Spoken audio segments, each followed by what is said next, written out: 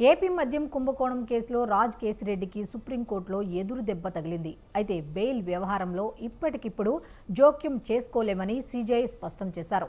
కేసులో రాజ్ కేసిరెడ్డి కేంద్ర బిందువుగా ఉన్నారని సీజేఐ ధర్మాసనం చెప్పింది. అయితే మొత్తం ఈ వ్యవహారానికి ప్రధాన కుట్రదారుగా ఉన్నారని తెలిసింది.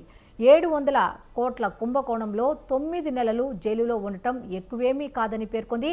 పూర్తి స్థాయి వాదనలు వినిపించేందుకు సమయం ఇవ్వాలని కేసిరెడ్డి తరపు న్యాయవాది కోరారు. విచారణను గురువారానికి సీజేఐ ధర్మాసనం వాయిదా వేసింది.